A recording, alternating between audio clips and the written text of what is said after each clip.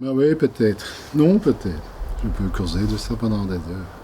On parle souvent d'alliance thérapeutique, c'est absolument évident. Pour avoir une alliance thérapeutique avec une personne qui a vécu des traumas, il y a vraiment des choses à savoir dans le chef du thérapeute et ce thérapeute doit démontrer qu'il connaît ce genre de choses. La toute première chose, c'est vraiment la souffrance. Et je dirais même encore avant ça, dans le cas de respecter les peurs conscientes et surtout inconscientes du patient, c'est par exemple de proposer d'accepter la présence d'une tierce personne. Si le vieux monsieur que je suis reçoit une demoiselle qui a été violée, il est clair que c'est pas évident du tout pour elle. C'est aussi compliqué pour elle d'aller voir une femme, mais seule avec un bonhomme pendant 1 heure ou 1 heure et demie, c'est pas évident. En tout cas, l'idée. Ce qui veut dire que quand j'ai une demande où je sens très fort qu'il va y avoir ce genre de choses à travailler, je peux tout à fait proposer un truc tout simple. C'est la présence de quelqu'un qu'elle aime bien. Il faut évidemment faire attention à pas être sur le petit copain, psychopathe ou je ne sais pas trop quoi. En cherchant, on trouve que la maman, que la meilleure amie fera l'affaire, ou même parfois le petit copain si c'est quelqu'un de très chouette et qu'il est capable d'entendre sa copine parler de ça. En tout cas, très souvent, la personne d'ailleurs dit « Ah oui, merci, bonne idée, je viendrai ». Et je fais très attention pour que ce soit de nouveau elle le chef dans toutes ces situations. Elle doit être responsable du fait que peut-être après un quart d'heure, quand elle m'a parlé, maman va sortir. Parce que personne n'a envie de raconter. Tous les gens qui ont été violés, c'est une autre chose à savoir, n'ont pas du tout envie que les gens qu'ils aiment entendent parce qu'ils vont visualiser ce qui s'est passé. Et comme les gens ont toujours honte de ce qui s'est passé, se sentent coupables d'avoir été violés alors qu'ils sont totalement victimes de ça, on va créer un lien tout de suite avec la personne appréciée qui vient là. Et puis à certains moments, je dis, tiens, c'est peut-être le moment qu'elle s'en aille. Ou au contraire, la personne le dit elle-même. Ou parfois, les gens viennent et ils me disent, oui, ma personne là de sécurité, ou mon babysitter, comme on appelle parfois, il va juste rester dans la salle d'attente à côté. Et parfois, je dis, ok, mais on va garder la porte un peu ouverte. Parce que je regarde et je vois bien que les gens sont vraiment inquiets. Et la personne dit au copain, ou à la personne présente, c'est, mais tu viens, hein, si je crie.